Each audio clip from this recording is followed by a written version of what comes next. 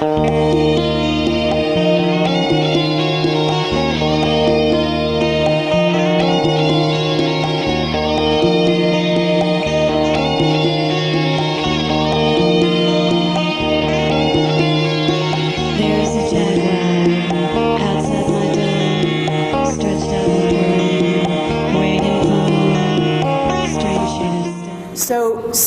certainly the White Hats have been behind the scenes working to make this disclosure even possible. In a sense, our Pete Peterson is a White Hat, okay? And his background is 10 years as a Marine, okay? You wanted to say something, Rob? Yes, and then I will give it over to Dr. Leary. I just wanted to say, I'm the only German guy here. You're mostly Americans. British. Yes, British. I said I'm the only German guy. I didn't say I'm the only and Australian, of course, and British as well. But this is like the how do you say, the anglophonic world. But I think that there is a real chance for disclosure when the Anglo-Saxon banking system goes down. And I think that there is a good chance that this can happen quite fast. I mean, all of the external debt of the United States is actually in the hand of the Chinese. And you have emerging states like, especially the Chinese, you have India, you have Russia, and you have Brazil. So all of these countries, they deal with the UFO issue in a much more open way than the Americans do for obvious reasons. I mean, like in Brazil, they have open UFO files with UFO encounters in the jungle, which is amazing. In India, they have the flying vimanas, and it's part of their culture actually, that the flying gods that came from heaven and helped to create human culture. So for them, it's not such a big issue that there's extraterrestrials. And just recently, I talked to a Chinese master of a spiritual thing. I don't know how to describe that now in English. Anyway, she told me that she knows that extraterrestrial contact is actually something considered official in China, that there are university professors openly dealing with the contents of what the contactees are being told by them and how it all relates to quantum physics and stuff. And I think that this is actually a very interesting thing, and that this might emerge when we live not in a mono polar world, but in a multipolar world, which I hope will happen soon. Excuse me for that. I don't want to offend you Americans, but in my sense, I think that's the best thing we can do, to have a multipolar world, and then I think disclosure will be much more likely than what we have right now. Now, please. Yeah, I was just going to return to this issue of anger, because I think that's the largest obstacle to disclosure, just in general, is how are people reacting or going to react to disclosure. Having been conned for so many years. And to my way of thinking, this is the kind of anger management might be the right kind of approach for this, because, and especially in America. And I think you're right, the multipolar world, I think if America could recognize that a little bit more and kind of loosen up a little bit, that maybe there is a way of slipping through this period, which is obviously heads are going to roll. There is going to be a lot of vindictiveness and anger, and somehow that needs to be managed in a way that's for everybody's benefit, and that's the big issue. You live out of the country at the moment.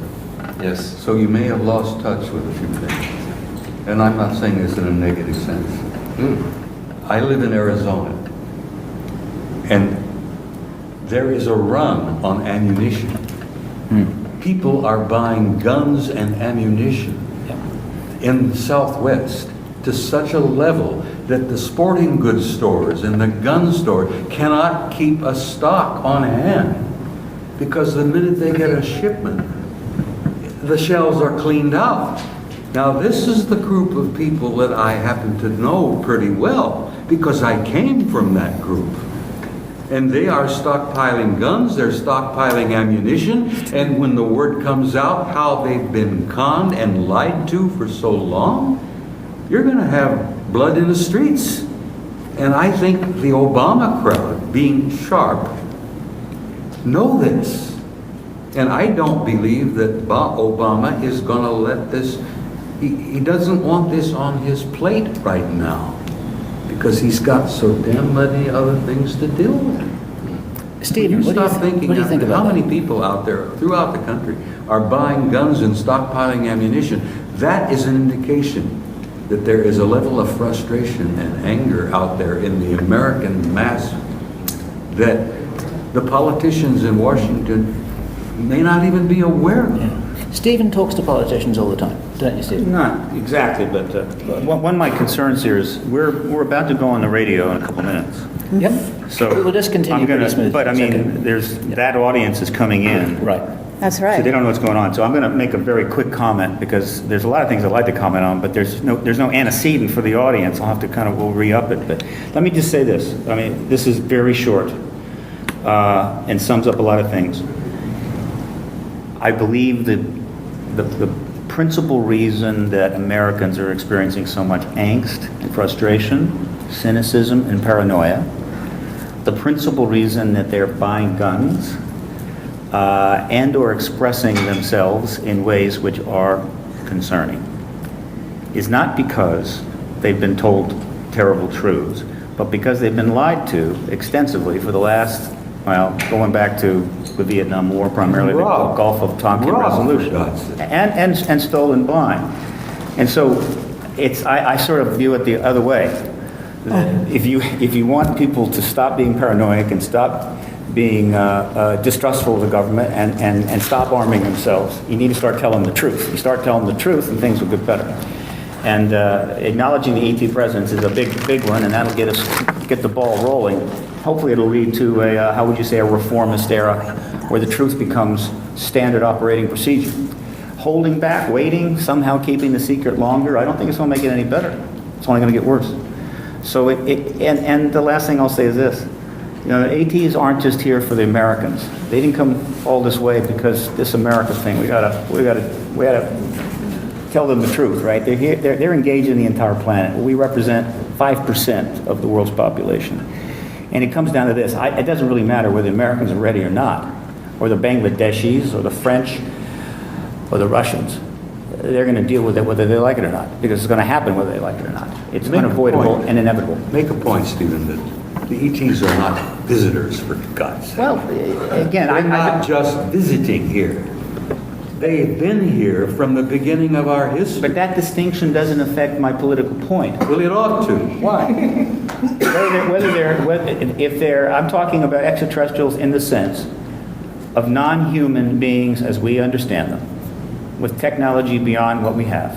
Whether they're from the inner Earth, from another dimension, from the past, from the other star systems, Occam's razor would say from other star systems, wherever they're from, right? It is a major event and a significant thing for the world's population to know this. And that crossing point, when that self-acknowledgement occurs, is a big deal. Now, the particulars, we know there's a huge sub-story here. We know that behind this is a massive story. It's huge and broad. And everybody is trying to understand it. And everybody knows a little about it and a little here and so forth. Nobody knows the full story. Nobody's got it all right. They know a little piece.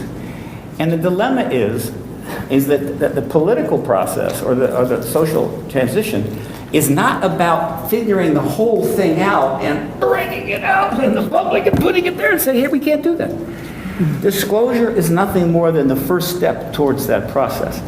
Because once the governments formally acknowledge this reality, and the schools can teach it, and the philanthropists can fund it, and the media can cover it, and the intellectuals can discuss it, then we can start sorting the whole damn thing out and say, this is nonsense, that's not true, this person's a fraud, that person's the real deal, that story's good, that story's bad, and actually create a real history of this issue as best we can.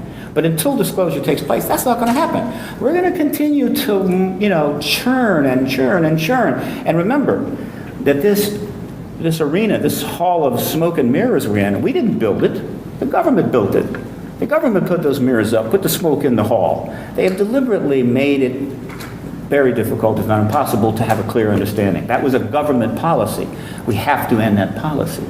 And disclosure is the end of that policy. And that's disclosure with a capital D, a formal acknowledgement of the ET presence. That's it, nothing more. Disclosure with a small d has been going on for a long time, no question. An unfolding of information, citizen process, misinformation, all mixed in. That's small d, all right? That's been happening, absolutely no question. But in spite of all that, quote, disclosure with a small d, do the universities teach it? Does the press properly cover it? Does the government fund it? Do we have, think tanks devoted to it? No, we don't. What government does matter. What Obama and the administration does matters. And so they have to act. You can't ignore government, right? People want peace. And they say, well, I want peace, so the government doesn't matter until the government comes and takes your son or your daughter and sends them off to war. What government does matters. And so we have to engage it, and we have to deal with the process using the institutions we have to get the proper result. You all are aware of the Pandora's box story, the legend going back in ancient Greece. Pandora's box had all the furies and hell of the entire world, locked and sealed. You open Pandora's box just a little tiny bit, and all hell breaks loose because you can't release just a little tiny bit. Right. If you release just one little tiny bit, you got a million questions and a million pissed off people wanting to know the rest of it. And I don't believe that our government at this moment is in any position to even begin to tell them the rest of the story. Because do you know about the impact on theology? You know what the Brookings Report said? You try to tell people out there that Jesus of Nazareth was one of them, and the evidence we've all had is yes, he was. Now, how do you tell that to fundamentalists? Look, the Muslim world right now. The Brookings Report, that was in 1961. 61, yes. I mean, now we have 2009. It's still let me say something as a kind of representative of the younger generation. Robert, it is still policy, sadly enough. Okay. Maybe, in many generations, it's a problem for many generations, obviously. But I have to tell you, I belong to a younger generation. I know many people my age and younger. For them, it's not so unimaginable. It's not so. When you say, the American government or certain people in the military-industrial complex covering that up, they say, all right, yeah, I can imagine that. It's not a big deal for them. Okay, let me, hello. It's a question Let me of time. interrupt. You're exceptional. We're going on the air. You're not typical. We're going on the air. Bill, are you announcing? Are we on the air? I think it's the commercial. Well, we should be on the air at the moment, according to the time.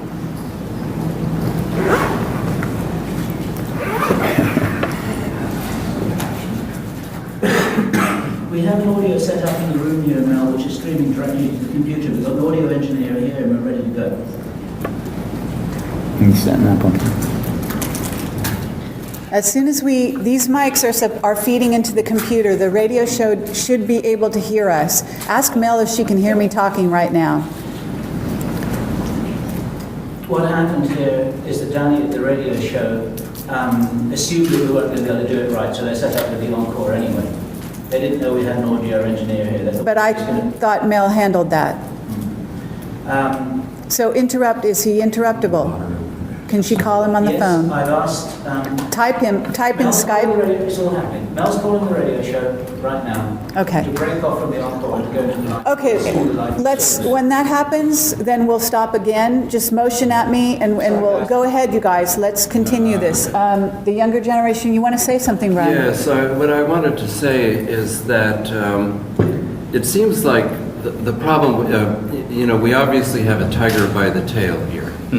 And that we all recognize that anger is an initial reaction once disclosure really unfolds with a capital D.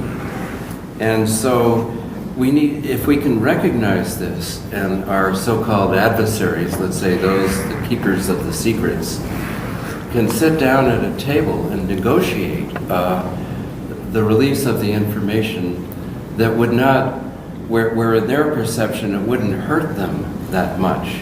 Just maybe that's the opening.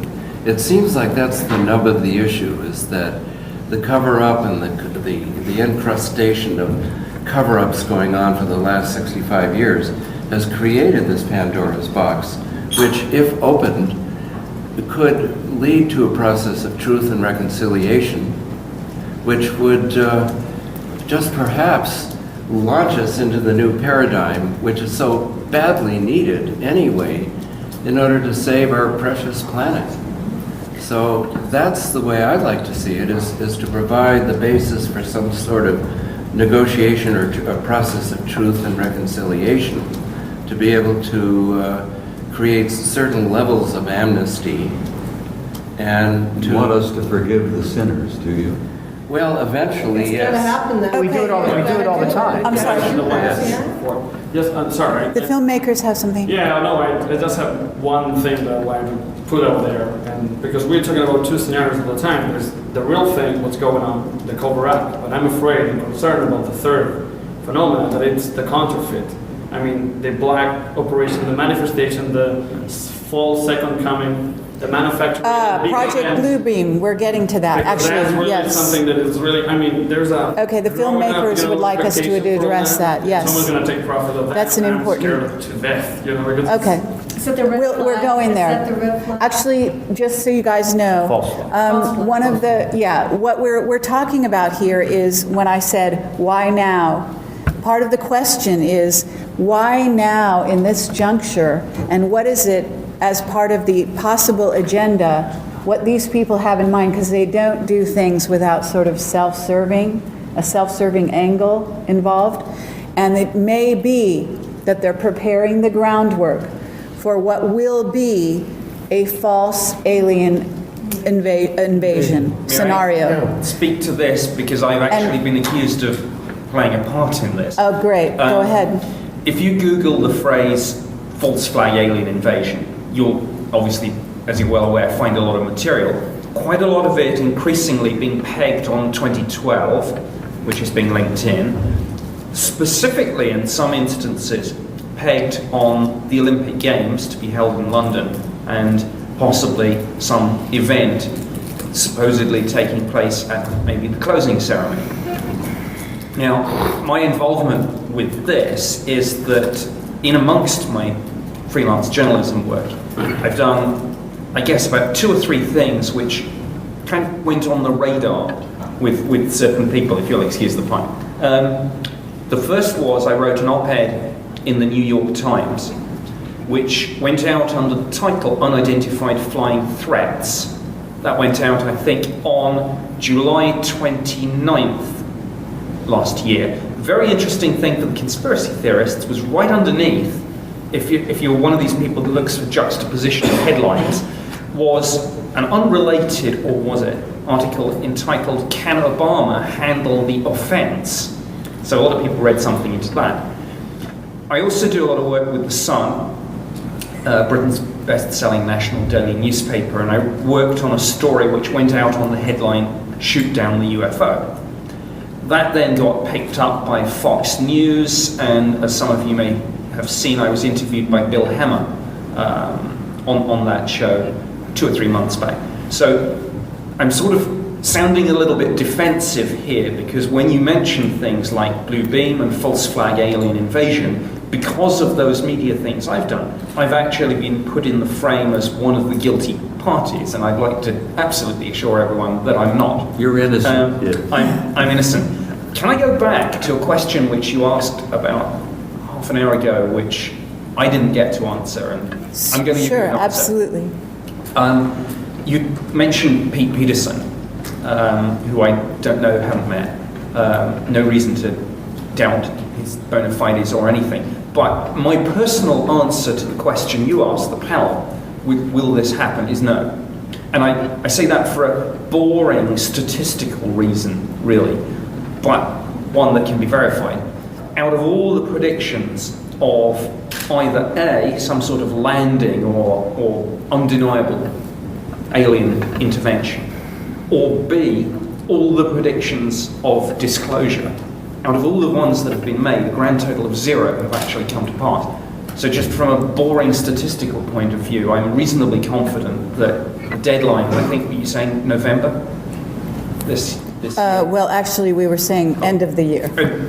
I think we'll come and go without incident. Can I pick up on a point also that I think Bob made, and it's something that's been running through a lot of what all of us have been talking about, lack of trust in government. And I'll just throw this out in a wider point of view.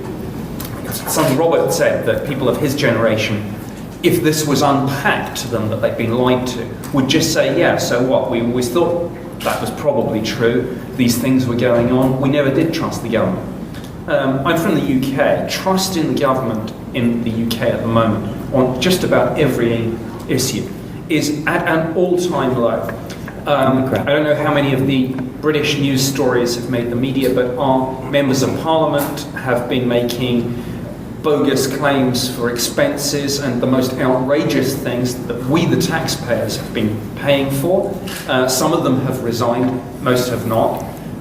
Just today it was announced on the news possibly 100,000 cases of swine flu just in the last week, according to some statistical analyses. In the UK alone. They've set up, now that's at the high end of the estimate scale, and estimates of deaths are about 100 from that. Depends whose figures you listen to.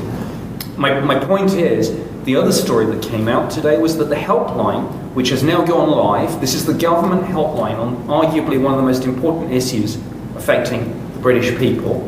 The people who are manning the headlines, the helplines, are not medically trained.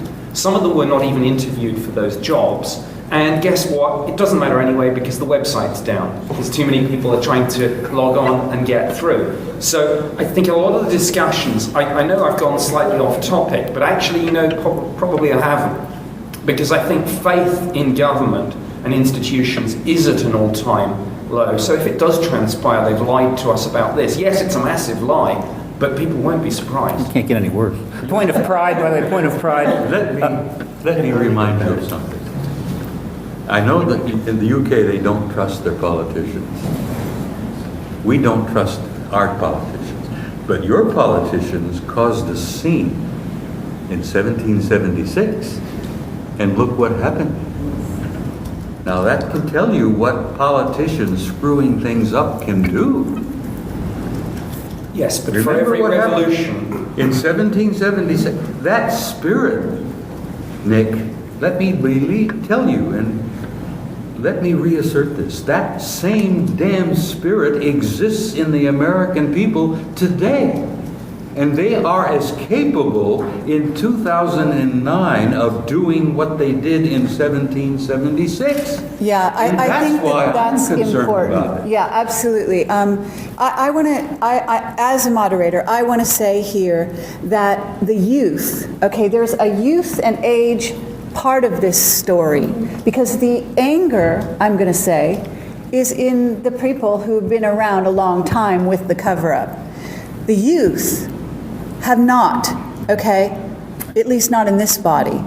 And I want to say that anger is not so much an issue over this particular thing, the cover-up, as it is that in a certain sense the youth will turn on a dime often, will understand, and they're being sold movies out there that older people don't even go to. I go to them, so I know they're out there. I know they've been taught a lot of information, secret information, in the guise of what looks like a childish story. So I have to say that in some ways, it's true what you're saying, Rob. It's not going to blow them away if some president gets up there and says, hello, ET's real. Of course they're real.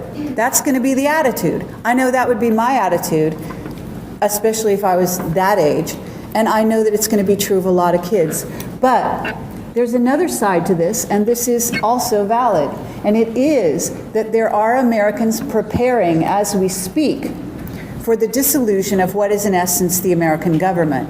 Okay, that the cracks, the ship is leaking and has been leaking for a very long time, that patriots and people that have come from the military are fed up, that there's a huge contingent of that going on, and that this disclosure issue of truths in general, that they've been lying on the money, the financial end of things, the society, the way they've been brought up, the things they're supposed to do with their lives, the way the paradigm, the old paradigm is crumbling.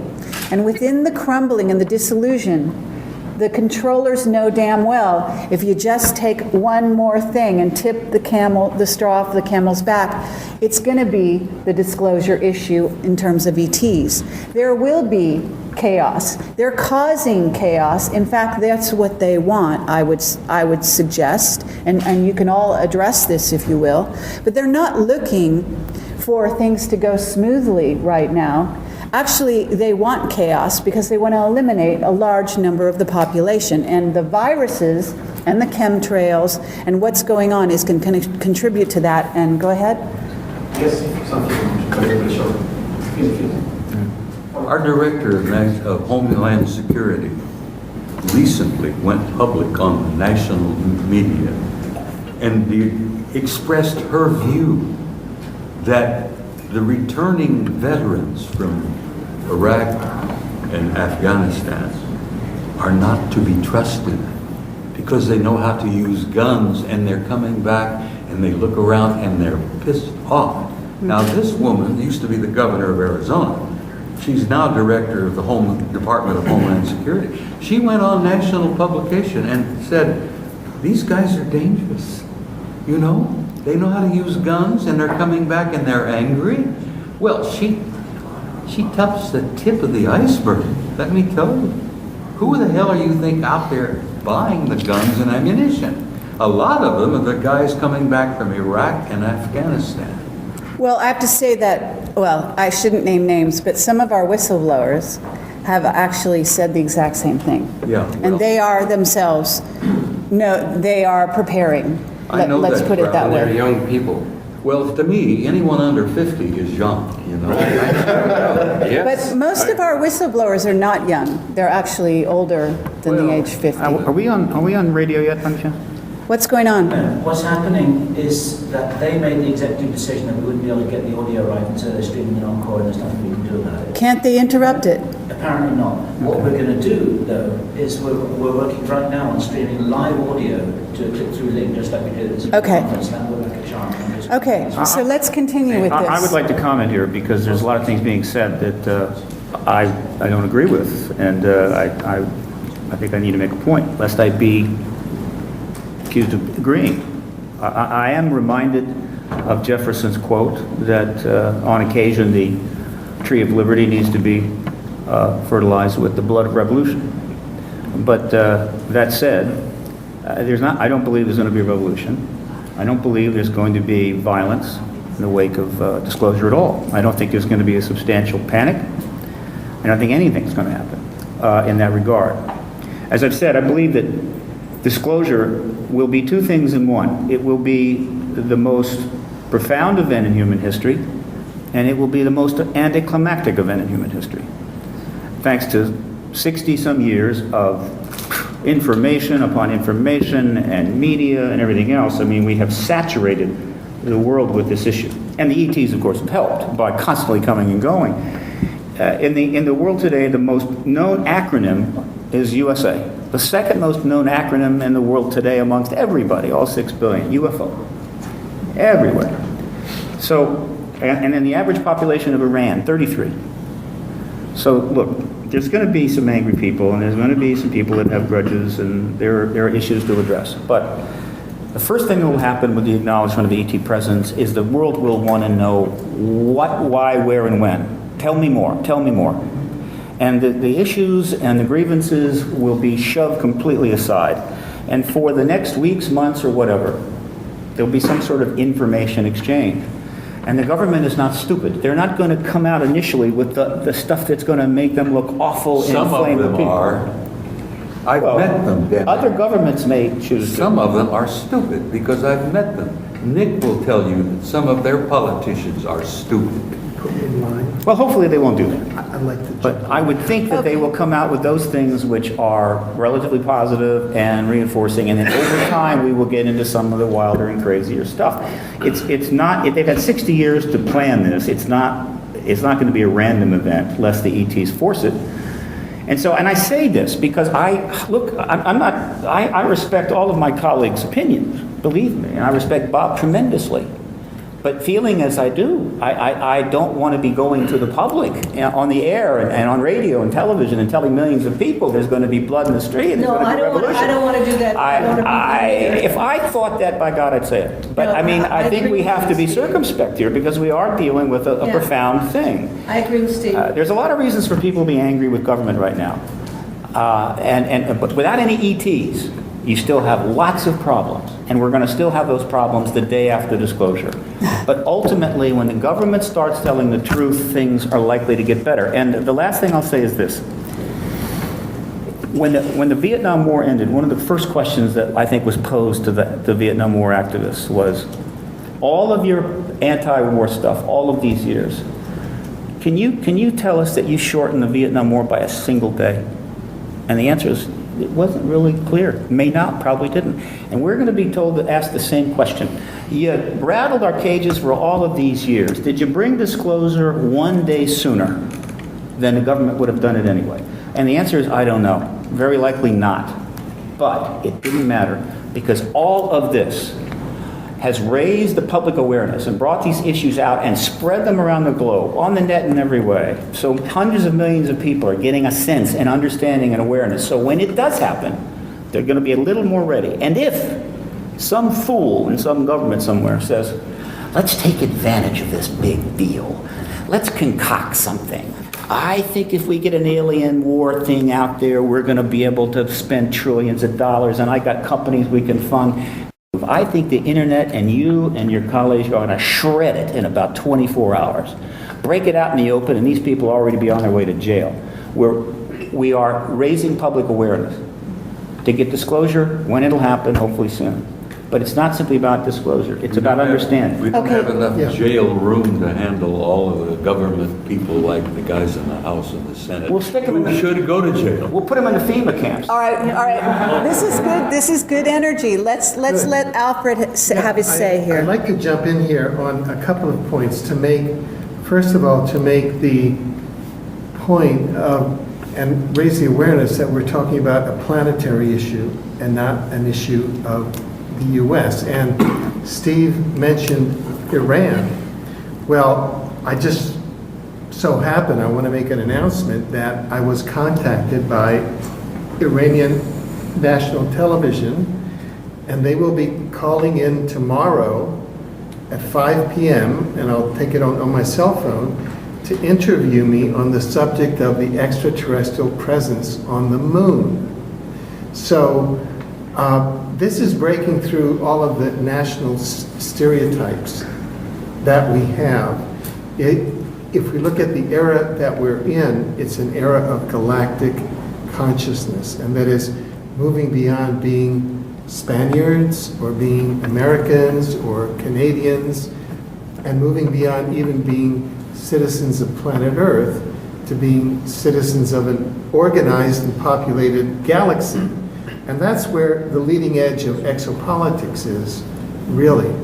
Now, jumping to the second point, this thing about the dissolution of the U.S., I can remember being a futurist at the Center for the Study of Social Policy at Stanford Research Institute in 1977, the same year that we were doing the Carter White House extraterrestrial proposed study. It was common parlance in the halls of the plan to break up the U.S. into 5 or 6 contiguous regions. Washington and Oregon was Ecotopia, and there were various names for the other regions. So I think that those of us who can appreciate that there are transnational forces running some of the shadow government elements of the U.S. the whole plan for the dissolution of the U.S. now is really a trial balloon that has been in the planning in the think tanks for over 40 years. Let's dissolve the U.S. and, we do a Soviet Union on it, and then we go on to some other market.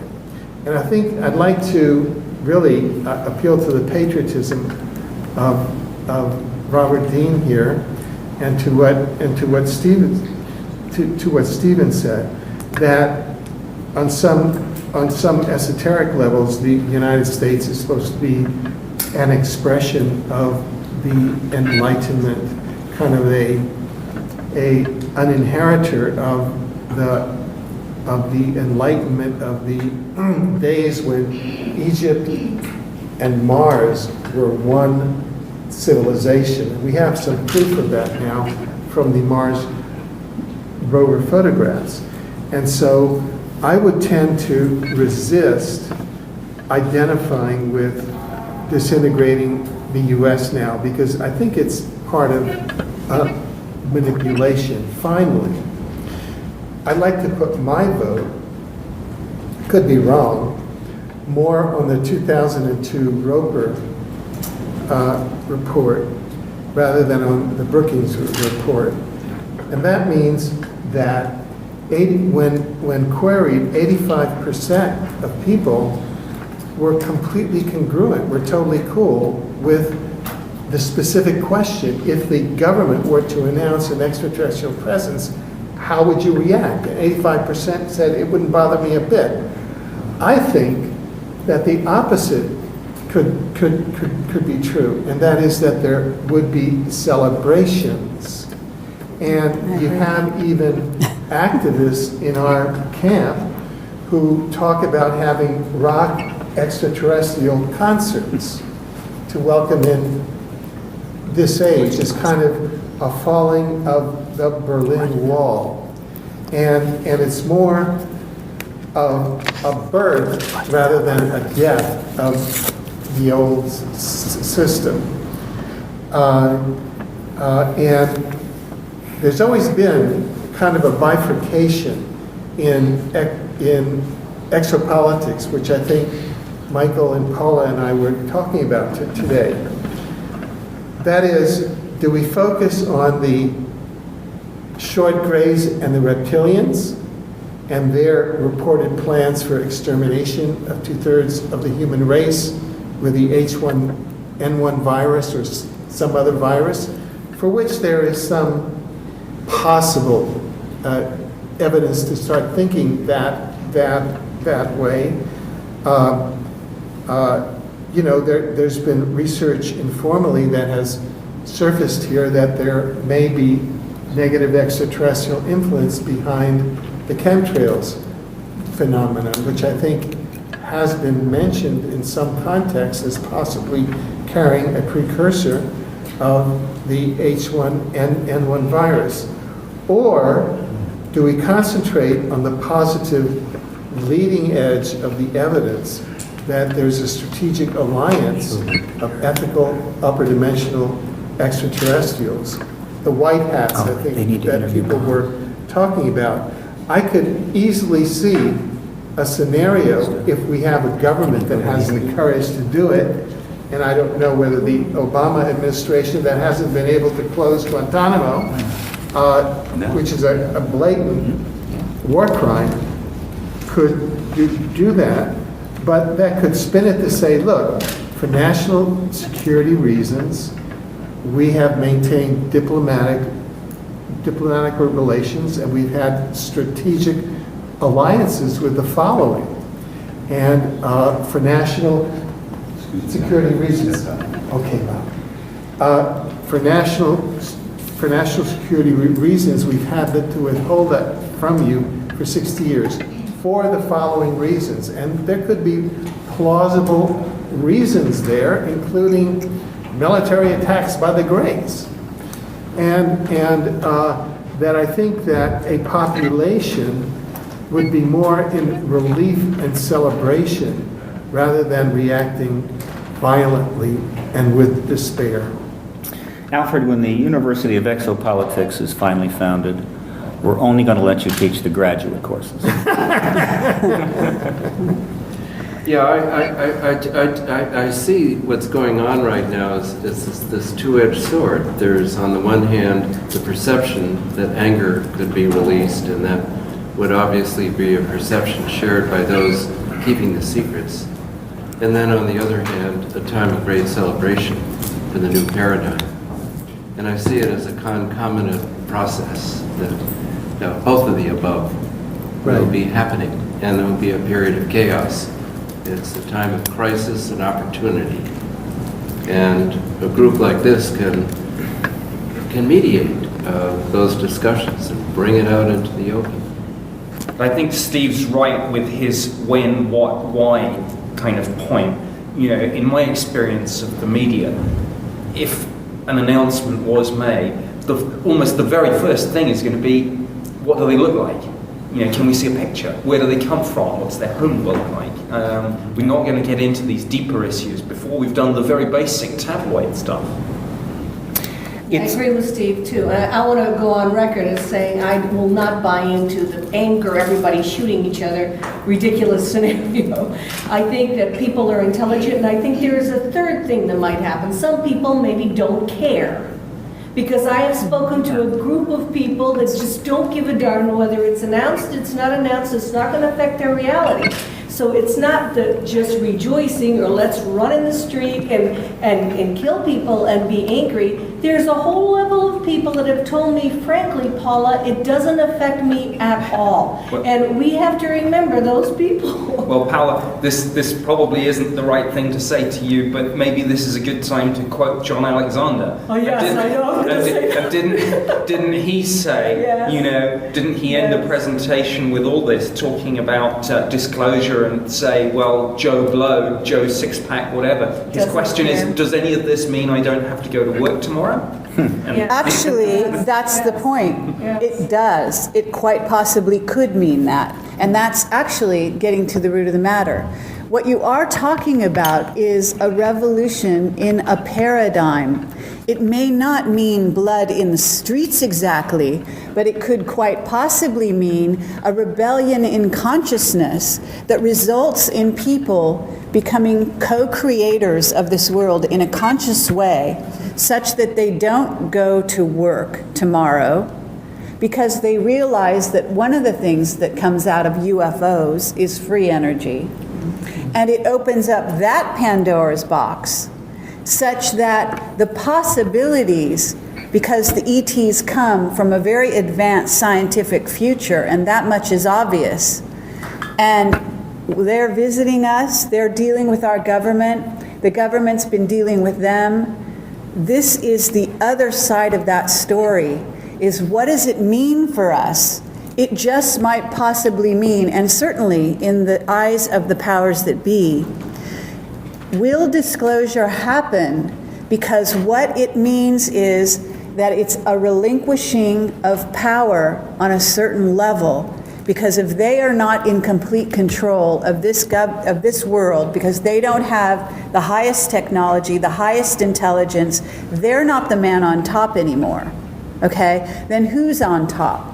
And that becomes the question. So maybe Joe Sixpack doesn't realize that right off, but maybe he does. Maybe on a subliminal level, he realizes that the controllers are not in control, that the game has changed, that it's thrown wide open, and that all things are suddenly possible, and that we can rework this thing.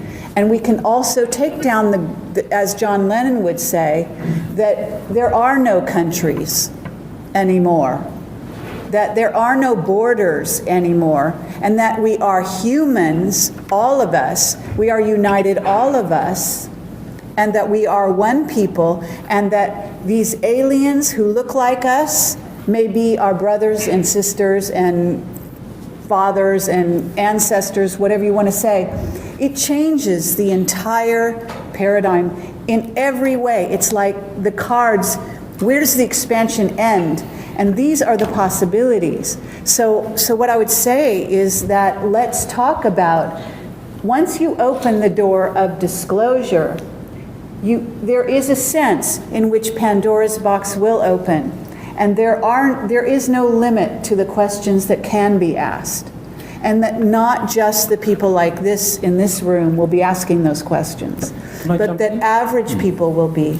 I think we need to kind of open or expand the vocabulary a bit, because we're kind of assuming that there's going to be a transition from secrecy or denial to disclosure.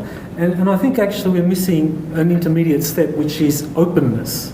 That there's going to be a transition from denial to openness. And after we've had openness for a few years, then we'll have disclosure. At the secret UN meetings that I mentioned that occurred in February last year, one of the things that had been agreed upon by the national delegates that were attending was that beginning in 2009, they would begin a process of international openness on these issues. And when you look at what's been happening over this year, it's like, well, what we're seeing is not so much disclosure, what we're seeing is openness. We're seeing files being released. We're seeing the media tackling these issues in an objective way. And I think that is how you will prepare the groundwork for disclosure maybe in 2011, 2012. So I think we need to kind of accept that the people that are moving forward are very rational. They're not going to try to panic people. They're going to try to prepare people through a very well thought out process of releasing more and more stuff, getting universities to deal with these issues in a systematic way. And there are a lot of researchers and alternative journalists being allowed to do this work. Exactly. So I think we're going to have this process of openness, maybe for 2 years, 3 years, accelerating, and then eventually we're going to have disclosure. And what you're saying, like at the end of this year, 2009, by just releasing this congressional research report, it's not so much disclosure because they didn't find the answers for Carter, but what they did was they prepared him for, this is what might be going on. So there's an openness process at work here, and I think that is what we are now witnessing and are in the midst of. Well, if they think they can stretch this out for 3 more years, my hat's off to them, but I'll take the bet, right? I mean, what was that phrase? If you want to make God laugh, tell her your plans, right? Right, yeah, right. They've had 62 years to plan out something, right? So this idea, okay, now we'll go through it like, I don't think so. But let me comment on something that Kerry said, because I'm going to get into this a little bit on Sunday. Without getting into the outcomes, predicting any outcomes, I do believe, and I'm speaking from a more nuts and bolts sense, I have this hunch that disclosure of ET presence will trigger very possibly the greatest era of reform in history, going back to the summer after the flood. In other words, it's going to create a kind of a cascading effect in which, because of the fact that the world's attention will suddenly be focused pretty much in the same direction, through billions of eyes focusing in the same direction, and that everything sort of is tossed up in the air, everything goes on the table suddenly, which happens once in a while, that the reformist movements that are out there, and there's reformist movements everything, right? You just don't hear about them, but they're out there struggling along, working out of their basements, will suddenly be given life and energy and money. And you're going to see literally a systemic, I think, spectral reform that will be staggering in its size and scope. Now, will it lead us to wonderful things? Will it all work out? Will it be like the French Revolution? You start off with a good idea, the next thing you know, you're lopping heads? I don't know. But I know that the opportunity is there. And for me, that's one of the reasons to keep going and do this. It's not just, they'll tell us the ETs are here.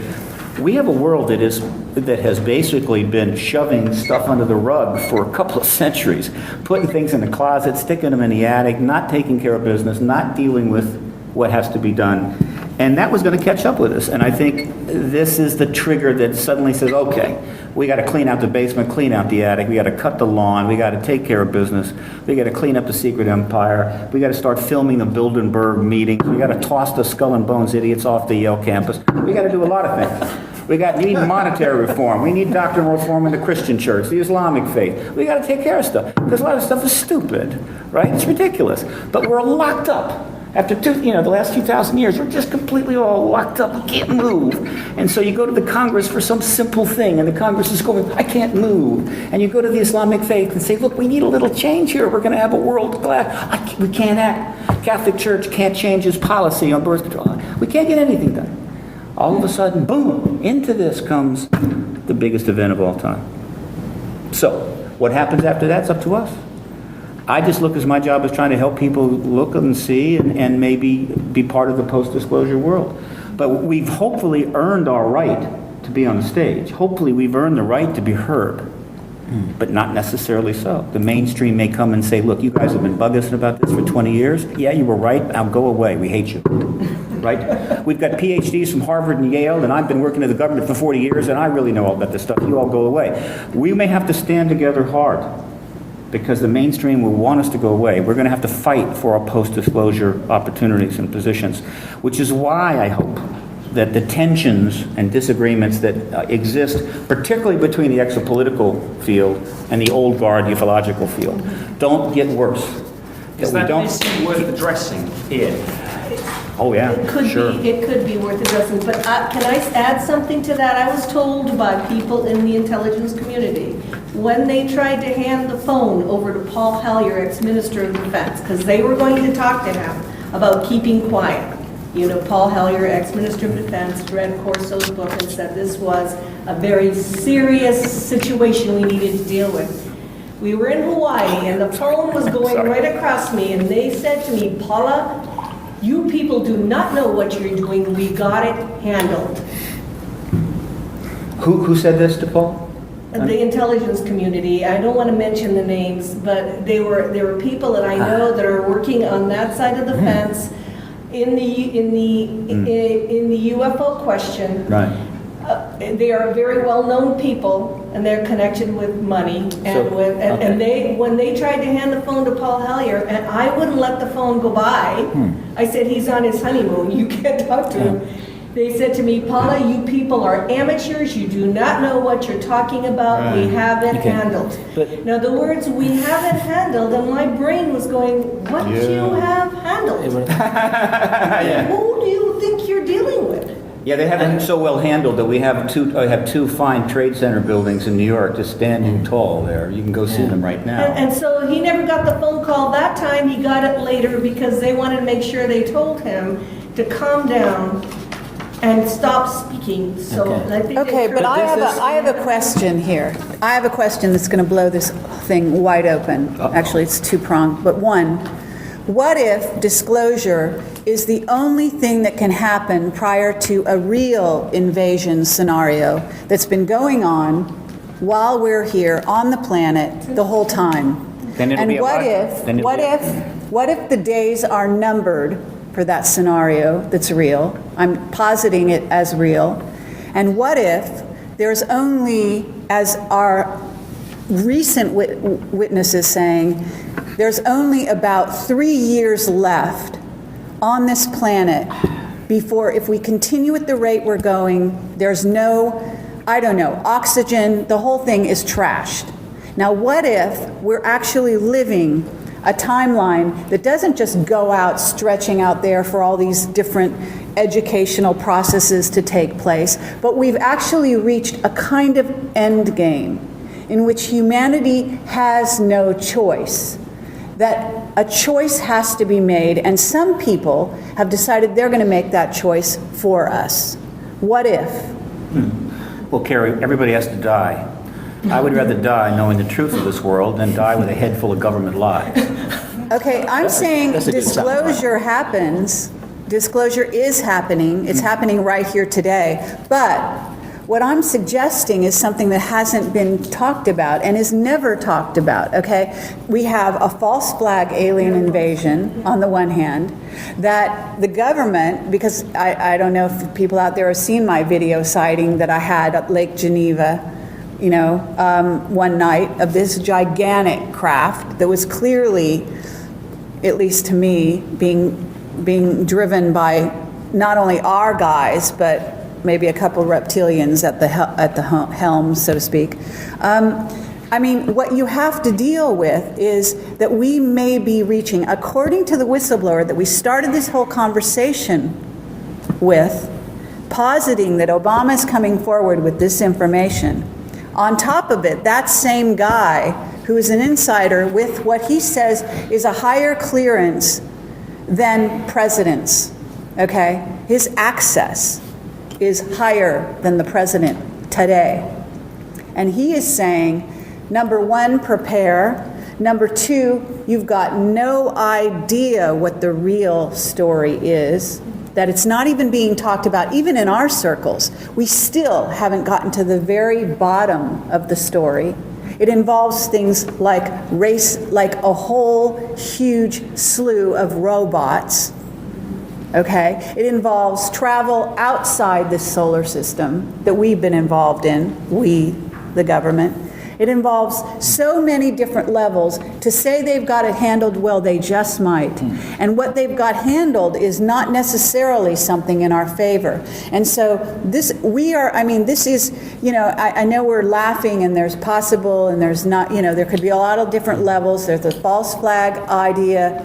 But there are agendas at work here, and there may be things that have not been dreamed of here in your philosophy.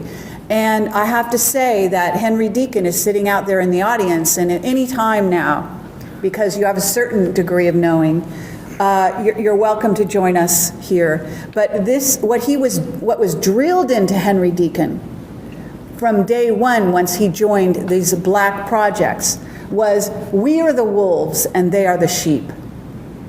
Okay, there's a sensibility about a perception, about an attitude that goes behind that. And that is not to do with being a member of the United States. It's being a member of a secret government that's worldwide and has an agenda, okay, and is teaching their military employees a certain line of reasoning that has to do with, we have no choice. It's on the Georgia Guidestones.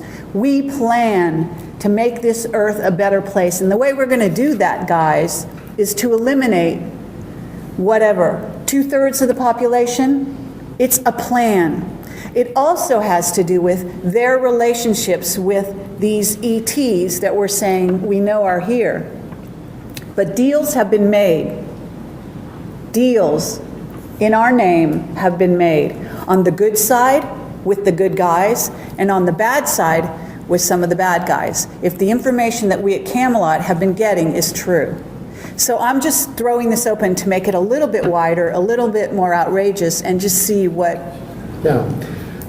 Thank you for widening our concept, and I really think that this is what exopolitics is all about. And to bring this back to the topic at hand, which is disclosure, there's a way that the disclosure movement is the modern abolition movement, by which slavery was abolished in the United States by a movement, an abolition movement, which started in the UK, which then went worldwide. I mean, we're still feeling the effects of it. And fundamentally, the disclosure movement should be a movement to free us, the slaves, from our metaphysical slavery at being denied the true concept of what's going on, and at stopping any plans for our projected demise. Because we are free and sovereign souls on this planet, in this dimension, and citizens of the galaxy. And no other sovereign has the right to deny that to us. So the disclosure movement really takes on, and has to take on, the moral force and breadth of the abolition movement that in centuries past abolished physical slavery. This is, we're talking about consciousness slavery. So I really support your bringing in that wider concept of discussion. I second that in this regard, and I've been talking about this of late. I believe that and Hagelin talks about this, the presidential candidates with the TM movement.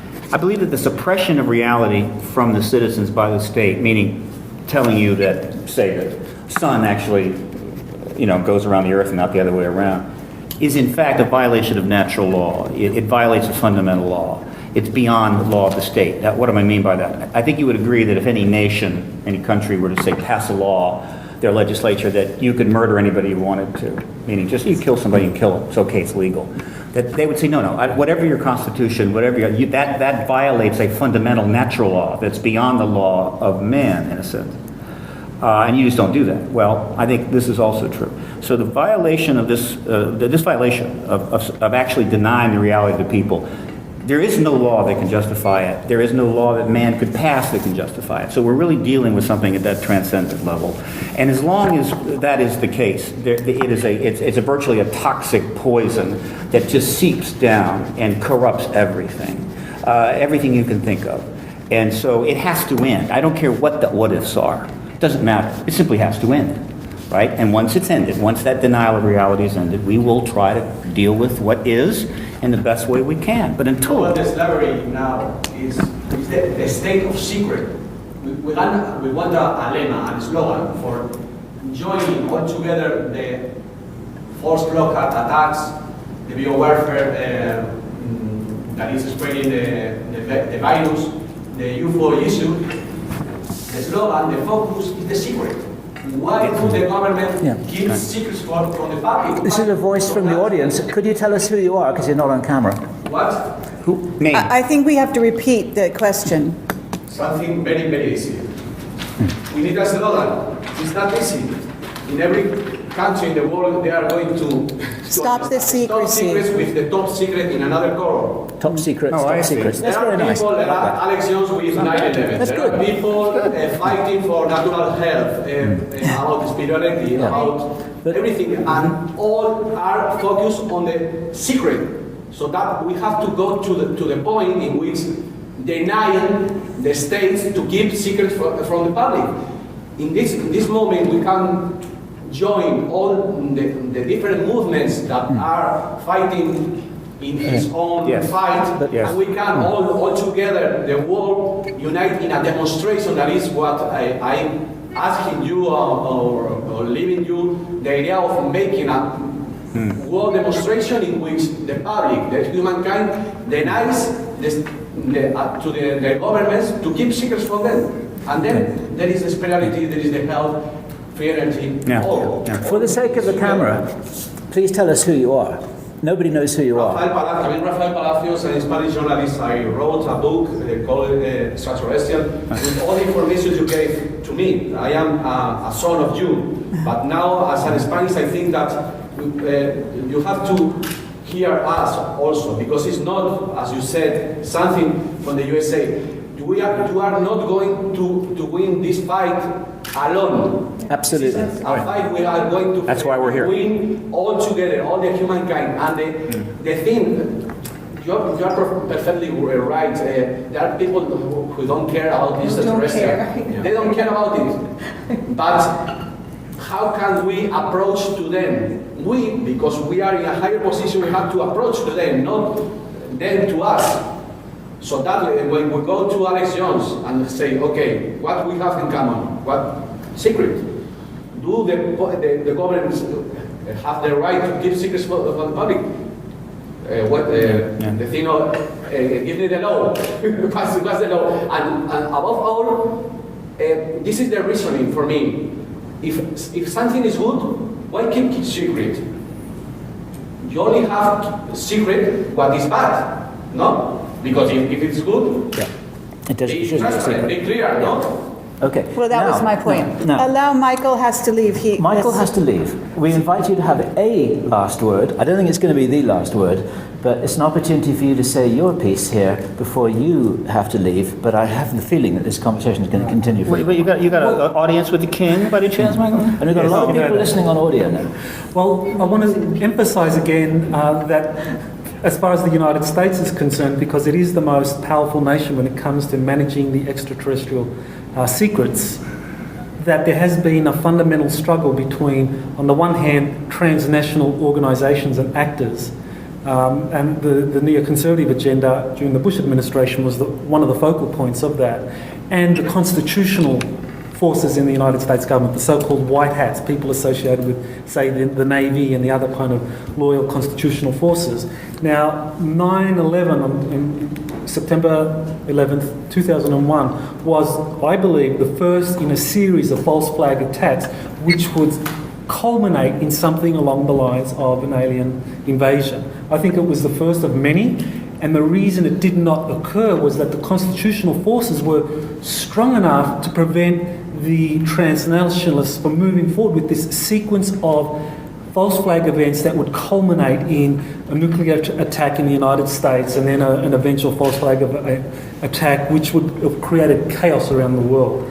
With the Obama administration, I think what we have now is that there's an ascendancy of the constitutional forces. So I am far more optimistic that the transition to disclosure is going to be much more harmonious, much more thought out in a way where the public is properly prepared, and so that when the truth finally does emerge, whether it's at the end of this year or in 3 years' time, that it will be done in a way where we can all be confident that there's not going to be 2/3 of the population wiped out in some kind of cataclysmic attacks that are false flag operations, but a much more positive and a harmonious transition. So I leave on that very optimistic note. Thank you, sir. Well done.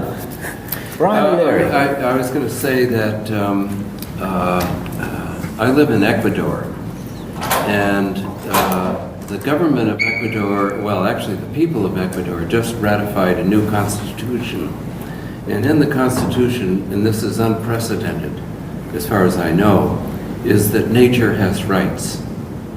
And although it hasn't been enforced yet, it's going to natural law. Natural law is becoming more and more of an inspired common denominator of the world community. And that's really good news, because the opposite extreme is the agenda of black ops.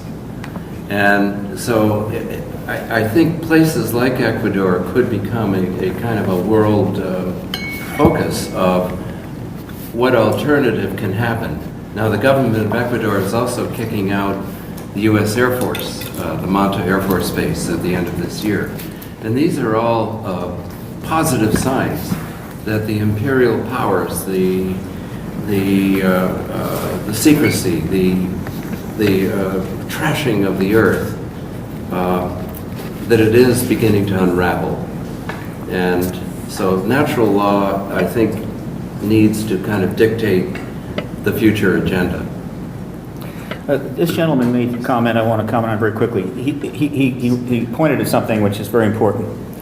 There are, right now, around the world and in the United States, many activist movements trying to get at fundamental government lies of some kind or another, institutional lies. But by and large, none of these movements are getting anywhere. The secrecy reform is one of the least funded of all, but they're all passionate and they want to get forward. The ET issue is, because of its incredible profoundness, has got the potential to break through. And what happens if we break through? It's that window, that door, these other reformist operations and secrecy movements are going to be able to go through and start working to resolve their issues. In other words, it's like somebody breaking through the line and everybody follows behind them. That's non-trivial. There are many lies, many governments out there that have created false realities, and the people have a chance to maybe deal with that finally. But we will be kind of the point of the spear. If that's the way it is, that's the way it is. But I try to keep that in mind. I have tried to network with some of these other groups. Some are environment, some are in, peace, landmines, whatever. But because of the stigma of the UFO thing, they do not want to sit and break bread. I understand that. Let's talk about how can we approach them. No? It's not easy, but it's getting better, and we may start to see more collaboration, but probably we'll see disclosure first.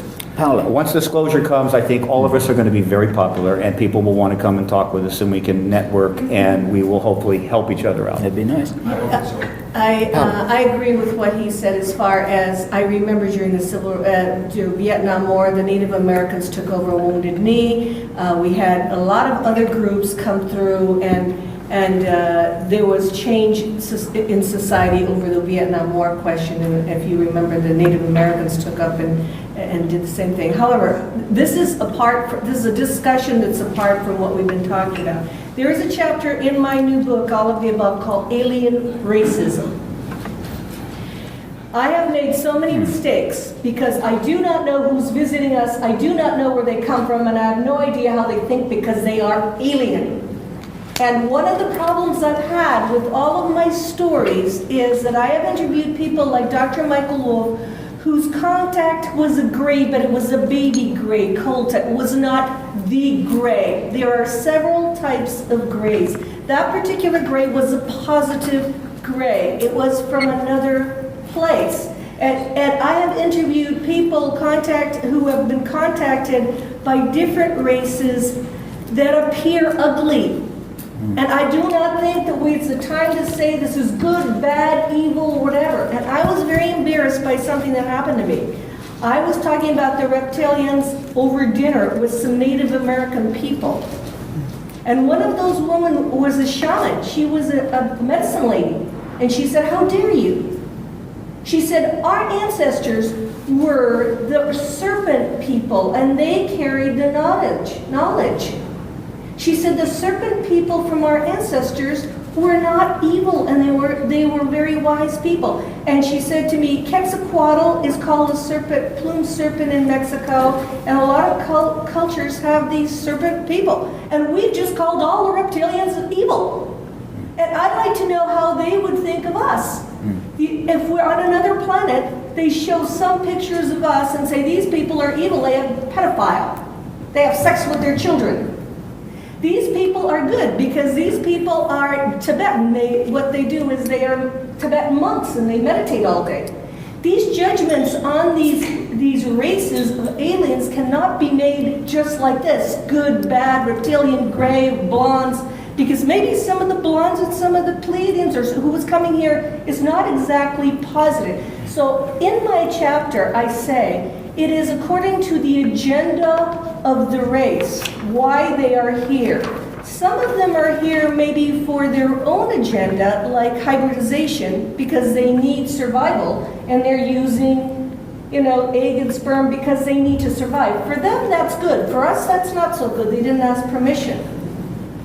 But you must look at this before we go and brand reptilians, blondes, Nordics are good. And Colonel Corso told me there were 57 different races of aliens. And just from Paula, I have to say, aliens for me are alien. I have no idea how they think. I don't have any idea why they're here. And I'm not going to take the government's testimony as gospel as why these people are here. And when we get as angry as I've heard us be, let's remember that there's a whole group that are here that are spiritual light beings. They're interdimensional. They are also inspiring us. They are spiritual light beings that are not, I don't know why we call them alien. They are just beings. They are souls from other places. Why do we brand those people alien? They are giving us inspiration every day to go and do things, and whether they appear as light, whether they appear as people, whether they appear whatever, to me, I still think we need to be careful about alien racism and putting that out there, because people are going to be afraid. And then I have the Indian shaman lady saying, watch what you say about the serpent people. I'd like to support that with a piece of second-hand testimony that I can report from Barbara Lamb, who's done a lot of work with experiencers, and I met her at the Conscious Life Expo in Los Angeles this February, and she told me a personal story about how a reptilian had appeared in her room out of nowhere, had held her hand and looked her in the eye for 2 minutes and communicated with her that he had been bred to communicate with certain people to spread the message that they are not all bad. And that's very, very interesting to me. We have to be careful because the UFO community is putting everything in boxes, and this is the way it is, and this is the way it is, and this is... Because it's convenient for us to... But we're humans, that's why we do that. That's right. We're always judging and we're always putting things in boxes, and the truth might be much more complicated than that. I think it's very complex. Well, it is very complex, and thank you, Paula. I believe that is something that actually, in the community, if you want to use this in a very used sense, loose sense. That there are all different kinds of beings, that's really what we're talking about. And widening the perception of the kinds of beings and the multidimensional nature of all of life, us included. That's what we're here to talk about. That's what we're opening the doors to. What happens is, you're right, when it gets to sovereignty, that's one of the most important aspects of what we're talking about here. What we're talking about here is a transition that we're going through, humanity and the planet. In fact, possibly the galaxies are all in a state of evolution, ETs included, okay? ETs, interdimensionals, you name it. They're all spirits inhabiting bodies, inhabiting light bodies, if you will. It just depends. We're all spirit. So at any rate, what Brian's saying is also valid. In other words, this is Gaia, this earth, and we need to actually protect her, allow her to thrive, and this has been held in slavery for too long. Okay, this whole being we call the earth is a being. So actually, it is a movement towards freedom, of breaking the chains. It gets that wide, but it's also a question to be asked of every, visiting, even people that are here, even subterranean beings.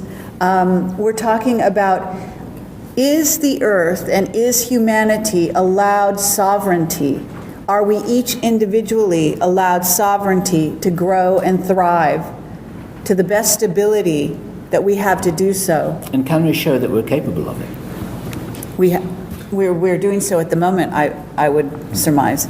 But, what we're saying here is basically that some of these beings are coming here with an agenda, just like some of the controllers, so-called, whatever you want to term these people. They are not alien, they are us, okay? Nonetheless, they have chosen to control, okay? And we have given them that ability to control. We're taking it back slowly but surely. That's what it's all about, is taking back the control of our own sovereignty and saying, no, enough. You won't make decisions for us. We are co-creators, and we're going to do this together. But not to also allow more advanced races to take us over, to determine our path, et cetera, et cetera. So there are many levels to this exopolitical view of how we're dealing with this future that we're fast approaching. Right? I was going to say that I'm thinking that we need to wrap this quite soon, because otherwise we won't have anything to talk about this weekend. And this is the start of a conversation rather than the finish of one. I was going to propose that Alfred, as the founder of the term exopolitics, might usefully be able to make a little final summation if such a thing is possible. And then we can continue this conversation elsewhere and elsewhere. Well, I will attempt one, but I will be very humble. I don't want to. And I think that what we have touched in this conversation really is a reflection of the multidimensionality, as you were saying, of the multiverse reality in which we live, and exopolitics as a social science, the science of relations between our human civilization and other intelligent, higher intelligent civilizations in the multiverse, can serve as an interface, We were all able to encapsulate and hold this entire conversation within the discipline of exopolitics, as we would have within the discipline of anthropology, where we study some tribe that we had discovered on an island. So I want to thank you for advancing the discipline in this conversation, and we look forward to many more in its evolution. Steve? I'd like to, I don't want to, not wrap it, but rather, I want to put something on the record since we're on camera that I think is important. I should have done it sooner, forgive me. Namely this, that the umbrella of exopolitics allows us to engage a much broader, almost infinite array of issues, past, present, and future, without question. And that's where I want to be. But I think we must remember that all of us stand on the shoulders of a group of individuals who plowed through this issue starting in the 40s from primarily a peer research kind of forensic approach, scientific, creating organizations and doing research and citing reports, what have you. And they had to do this during the heart of the truth embargo, when the government was absolutely opposed in every way to this going forward. It was brutal, it was difficult, and many of them haven't lived to see this kind of discussion. Mm-hmm. We just lost such a person recently, just a few days ago. Richard Hall, legendary researcher, died. Others are going to die. As it happens, and this is not surprising, it's happened before, as we transition from the UFO research era to the exopolitical era, very serious tensions have developed between these old guard researchers and the exopolitical activists and what have you. They're not foundless. There are reasons for it, and they need to be appreciated. And they're growing. I want it to be clear that I, for one, know that without them I couldn't be doing what I'm doing. And I have every intention, as this goes forward. I've been graced with the opportunity to do lots of media and get out there, okay, fine. But as this thing culminates and we move past disclosure, I have every intention to do everything I can to ensure that these researchers, these founding fathers and mothers of ufology, are given the credit that they deserve, that they are able to participate in the post-disclosure world and not be shut out by a bunch of smart-ass scientists from Harvard that just got religion, and that they will be respected and honored. This is important, and I want to put that on the record. Thank you. Hear, hear. Wonderful, that's right. We're standing on the shoulders of giants here. A lot of very brave men. One of the names that immediately occurred to me when you say that, of course, Donald Kehoe. Yes, sure. Yeah, and his whole, I mean, they're heroes, all. Kehoe, McDonald. McDonald, but there's a lot of them, Berliner and huge list. Oh God, I'm sorry, the name escapes me. Yeah. There are plenty still alive. Yeah, Dr. John Mack. Yeah, absolutely. So we got a bunch of them that we pay tribute to on the Camelot site, and there are many more who we may never even know about, but it's a team effort, and many of these people have gone before us, and I hope that not too many will have to go after us, because with a little bit of luck we might be able to wrap this thing up between us. And there are people all over the world, many different countries, many nationalities, people of different experience, different color. We're all working together on this because this is about the human race, and this is the thing that we have to. I wish there was a way to reconcile, that we could all get together on the same page, but I think it's just the nature of things that's not probably going to happen. But it won't hurt when we have the opportunity to acknowledge them as best we can. I think that will help us, and we'll see where things go. Any recognition to Gary McKinnon in this conference? Because there are not any issue about Gary McKinnon. I think that Gary McKinnon. I don't know the person. No, I think that Gary McKinnon. Gary McKinnon. Oh, Gary McKinnon. At the end of the conference, we have to somebody, say something. You think somebody's going to mention the Gary McKinnon? Well, Gary McKinnon has been getting. But they forgot it. Well, David Griffin probably will. we interviewed Gary McKinnon, and you certainly are welcome to view his video on our website. He's getting a lot of attention in the UK. He's got a lot of well-known musicians now backing him. So there have been fairly successful moves to keep him from being extradited from the UK to the US to stand trial. Whether or not that will ultimately be successful, I think there is a final ruling coming through actually in the next week or two, I was told. So I don't know where that's going to go.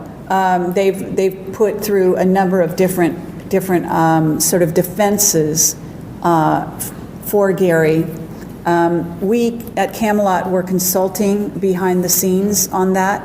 However, I have to say that Gary McKinnon and his group decided, in terms of defending him, not to raise the real card that he holds, which is that he found evidence of fleet-to-fleet transfers and off-planet, non-terrestrial officers that indicated what we know of as the secret space program.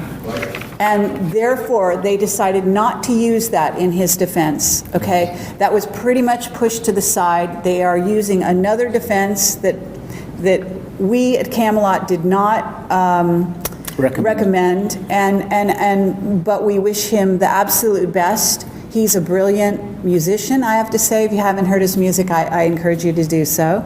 But on top of that, he's also a brilliant mind, and he did come across some very interesting information when he did his hacking, and he was very naive.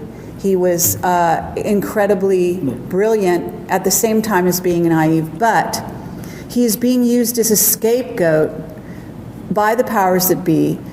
What he could have done was to actually take this issue that we're all discussing right here and now into a courtroom, which might have resulted in disclosure on a whole different level.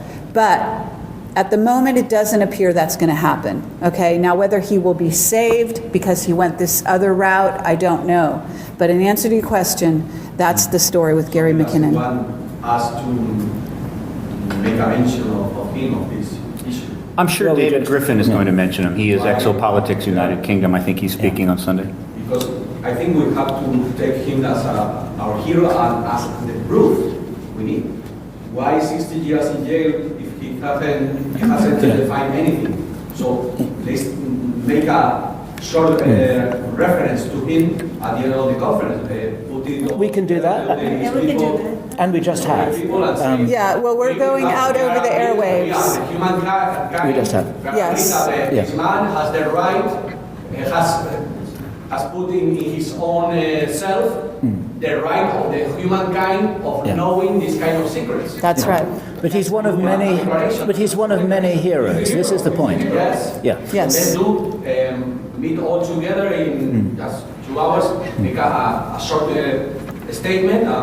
There is going to be a lot of press conference here. We have We're happy to raise it tomorrow in the press conference. We're happy to do this. We will raise the Gary McKinnon story. The press could raise it. Let them ask. Don't talk by yourself as an individual, as a group, okay?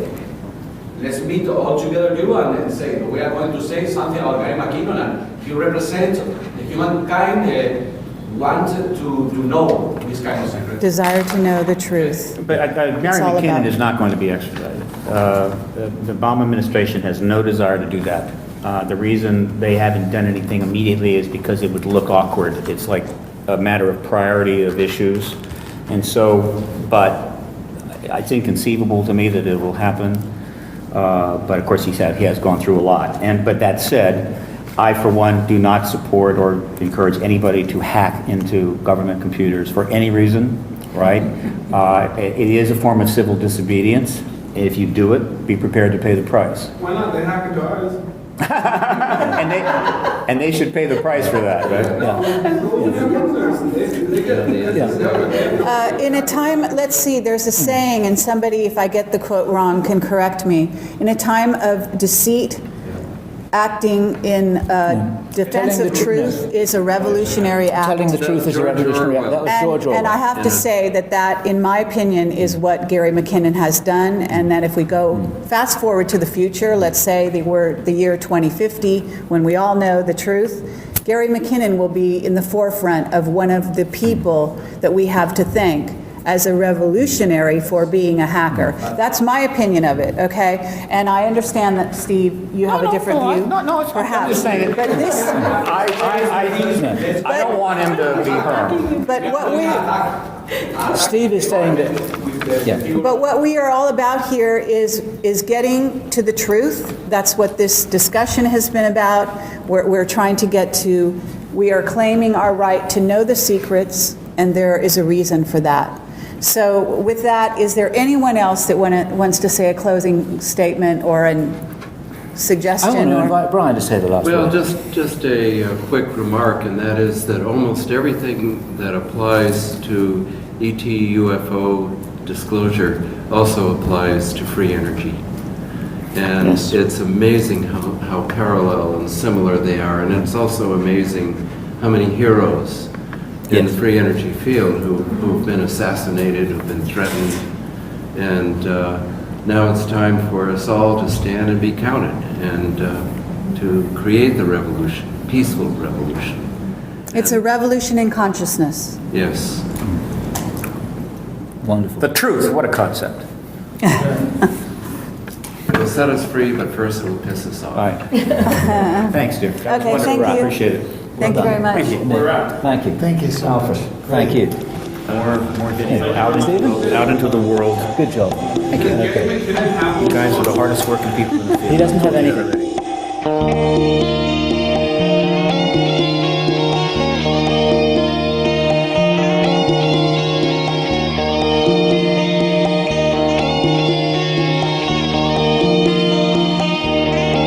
There's a jaguar outside my door, stretched out in the room, waiting for me. Straight shade of stone, deep cat-eye green, no way to escape, no one hears my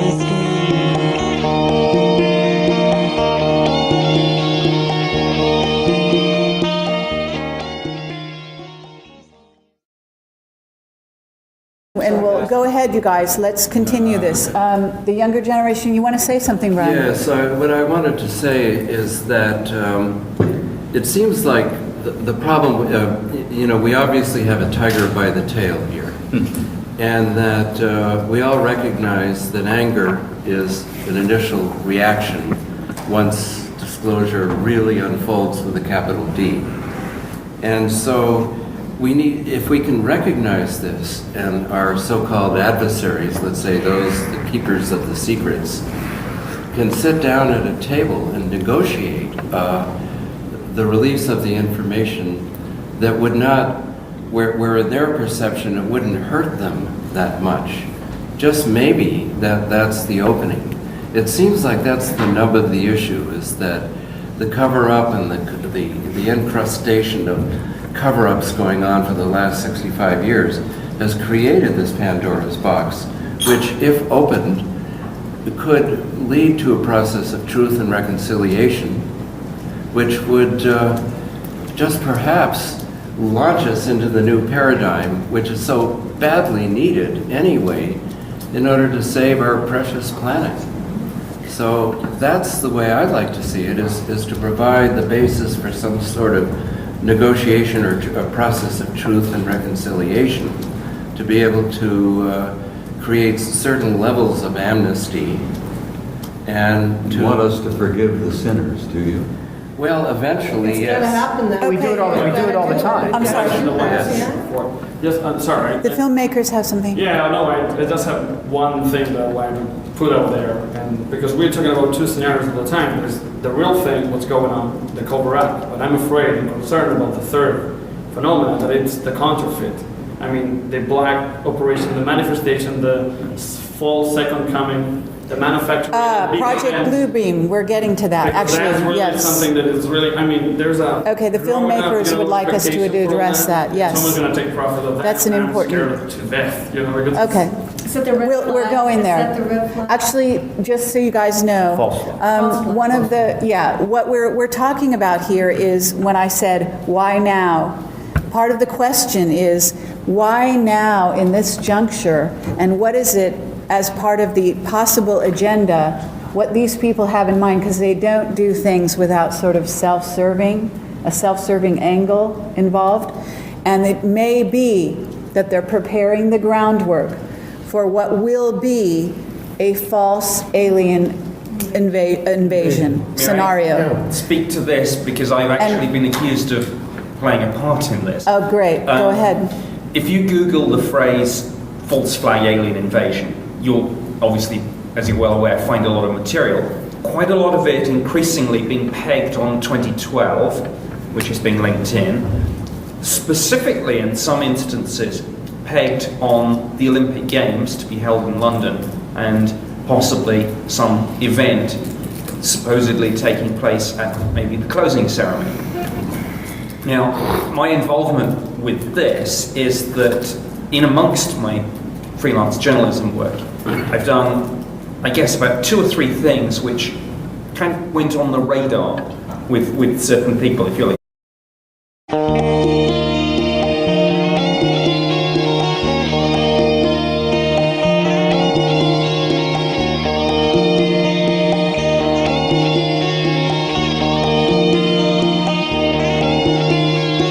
There's a jaguar outside my door, stretched out in the rain, waiting for strange shit.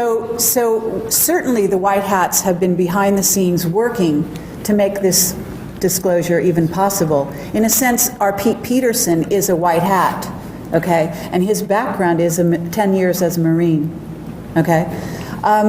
You wanted to say something, Rob? Yes, and then I will go over to Dr. Leary. I just wanted to say, I'm the only German guy here. You're mostly Americans. British. Yes, British. I said I'm the only German guy. I didn't say I'm the only and Australian, of course, and British as well. But this is like the how do you say, the anglophonic world. But I think that there is a real chance for disclosure when the Anglo-Saxon banking system goes down. And I think that there is a good chance that this can happen quite fast. I mean, all of the external debt of the United States is actually in the hand of the Chinese. And you have emerging states like, especially the Chinese, you have India, you have Russia, and you have Brazil. So all of these countries, they deal with the UFO issue in a much more open way than the Americans do for obvious reasons. I mean, like in Brazil, they have open UFO files with UFO encounters in the jungle, which is amazing. In India, they have the flying vimanas, and it's part of their culture actually, that the flying gods that came from heaven and helped to create human culture. So for them, it's not such a big issue that there's extraterrestrials. And just recently, I talked to a Chinese master of a spiritual thing. I don't know how to describe that now in English. Anyway, she told me that she knows that extraterrestrial contact is actually something considered official in China, that there are university professors openly dealing with the contents of what the contactees are being told by them and how it all relates to quantum physics and stuff. And I think that this is actually a very interesting thing, and that this might emerge when we live not in a mono polar world, but in a multipolar world, which I hope will happen soon. Excuse me for that. I don't want to offend you Americans, but in my sense, I think that's the best thing we can do, to have a multipolar world, and then I think disclosure will be much more likely than what we have right now. Now, please. Yeah, I was just going to return to this issue of anger, because I think that's the largest obstacle to disclosure, just in general, is how are people reacting or going to react to disclosure. Having been conned for so many Having been conned for so many years. And to my way of thinking, You can't ignore government, right? You know, people want peace. And they say, well, I want peace, so the government doesn't matter until the government comes and takes your son or your daughter and sends them off to war. What government does matters. And so we have to engage it, and we have to deal with the process using the institutions we have to get the proper result. You all are aware of the Pandora's box story, the legend going back in ancient Greece. Pandora's box had all the furies and hell of the entire world, locked and sealed. You open Pandora's box just a little tiny bit, and all hell breaks loose, because you can't release just a little tiny bit. if you release just one little tiny bit, you got a million questions and a million pissed off people wanting to know the rest of it.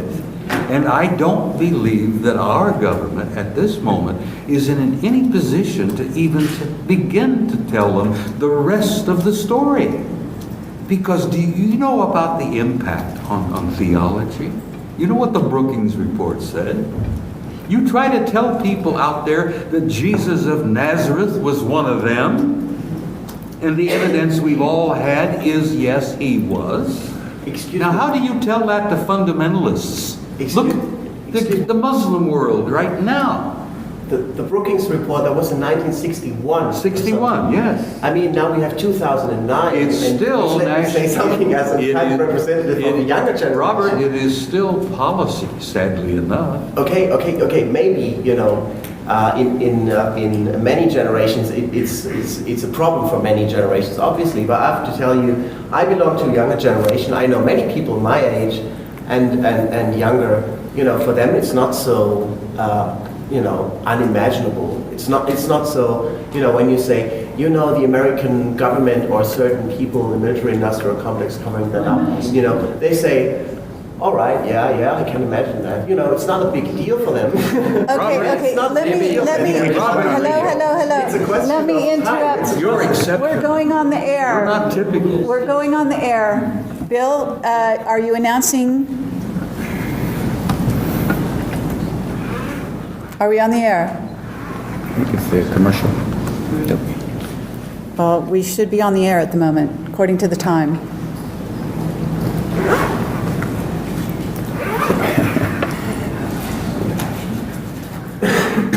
We have an audio set up in the room here, Mel, which is streaming directly to the computer. We've got an audio engineer here and we're ready to go.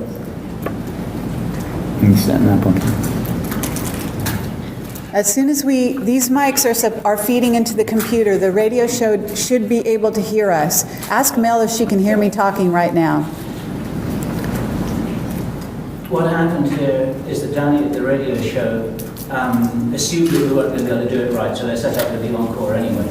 They didn't know we had an audio engineer here. But I thought Mel handled that. So is he interruptible? Can she call him on the phone? Yes, I've asked. Type in Skype. It's all happening. Mel's calling the radio show right now. Okay. To break off from the encore and to go to the live. Okay, when that happens, then we'll stop again. Just motion at me and... Operating procedure. Holding back, waiting, somehow keeping the secret longer, I don't think it's going to make it any better. It's only going to get worse. So and the last thing I'll say is this. ATs aren't just here for the Americans. They didn't come all this way because this America thing. We gotta tell them the truth, right? They're here. They're engaged in the entire planet. We represent 5% of the world's population, and it comes down to this. It doesn't really matter whether the Americans are ready or not, or the Bangladeshis, or the French, or the Russians. They're going to deal with it whether they like it or not, because it's going to happen whether they like it or not. It's unavoidable and inevitable. Make a point, Stephen, that the ETs are not visitors, for God's sake. Well, again, They're not just visiting here. They've been here from the beginning of our history. But that distinction doesn't affect my political point. Well, it ought to. Why? I'm talking about extraterrestrials in the sense of non-human beings as we understand them, with technology beyond what we have. Whether they're from the inner Earth, from another dimension, from the past, from the other star systems, Occam's razor would say from other star systems, wherever they're from, right? It is a major event and a significant thing for the world's population to know this. And that crossing point, when that self-acknowledgement occurs, is a big deal. Now, the particulars, we know there's a huge sub-story here. We know that behind this is a massive story. It's huge and broad. And everybody is trying to understand it. And everybody knows a little about it and a little here and so forth. Nobody knows the full story. Nobody's got it all right. They know a little piece. And the dilemma is that the political process or the social transition is not about figuring the whole thing out and bringing it out in the public and putting it there and saying, here, we can't do that. Disclosure is nothing more than the first step towards that process. Because once the governments formally acknowledge this reality, and the schools can teach it, and the philanthropists can fund it, and the media can cover it, and the intellectuals can discuss it, then we can start sorting the whole damn thing out and say, this is nonsense, that's not true, this person's a fraud, that person's the real deal, that story's good, that story's bad, and actually create a real history of this issue as best we can. But until disclosure takes place, that's not going to happen. We're going to continue to, churn and churn and churn. And remember that this arena, this hall of smoke and mirrors we're in, we didn't build it. The government built it. The government put those mirrors up, put the smoke in the hall. They have deliberately made it very difficult, if not impossible, to have a clear understanding. That was a government policy. We have to end that policy. And disclosure is the end of that policy. And that's disclosure with a capital D. A formal acknowledgement of the ET presence. That's it, nothing more. Disclosure with a small d has been going on for a long time, no question. An unfolding of information, citizen process, misinformation, all mixed in, that's small d, all right? That's been happening, absolutely no question. But in spite of all that, quote, disclosure with a small d, do the universities teach it? Does the press properly cover it? Does the government fund it? Do we have, think tanks devoted to it? No, we don't. What government does matter. What Obama and the administration does matters. And so they have to act. You can't... This is the kind of anger management might be the right kind of approach for this because, and especially in America. And I think you're right, the multipolar world, I think if America could recognize that a little bit more and kind of loosen up a little bit, that maybe there is a way of slipping through this period, which is obviously heads are going to roll. There is going to be a lot of vindictiveness and anger, and somehow that needs to be managed in a way that's for everybody's benefit, and that's the big issue. You live out of the country at the moment. Yes. So you may have lost touch with a few things. And I'm not saying this in a negative sense. I live in Arizona. And there is a run on ammunition. People are buying guns and ammunition in the Southwest to such a level that the sporting goods stores and the gun store cannot keep a stock on hand because the minute they get a shipment, the shelves are cleaned out. Now, this is the group of people that I happen to know pretty well because I came from that group. And they are stockpiling guns, they're stockpiling ammunition, and when the word comes out how they've been conned and lied to for so long, you're going to have blood in the streets. And I think the Obama crowd, being sharp, know this. And I don't believe that Obama is going to let this, he doesn't want this on his plate right now. Because he's got so damn many other things to deal with. Stephen, what do you think about how that? many people out there throughout the country are buying guns and stockpiling ammunition? That is an indication that there is a level of frustration and anger out there in the American mass that the politicians in Washington may not even be aware of. Yeah. Stephen talks to politicians all the time, don't you, Stephen? Not exactly, but one of my concerns here is we're about to go on the radio in a couple minutes. Yep. So we'll just continue pretty smoothly. But I mean, that audience is coming in. Right. That's right. So they don't know what's going on. So I'm going to make a very quick comment because there's a lot of things I'd like to comment on, but there's no antecedent for the audience. I'll have to we'll re-up it. But let me just say this. I mean, this is very short and sums up a lot of things. I believe that the principal reason that Americans are experiencing so much angst and frustration, cynicism and paranoia, the principal reason that they're buying guns and or expressing themselves in ways which are concerning is not because they've been told terrible truths, but because they've been lied to extensively for the last, going back to the Vietnam War, primarily the Gulf of Tonkin resolution, and stolen blind. And so I sort of view it the other way. If you want people to stop being paranoid and stop being distrustful of the government and stop arming themselves, you need to start telling the truth. You start telling the truth and things will get better. And acknowledging the ET presence is a big one, and that'll get the ball rolling.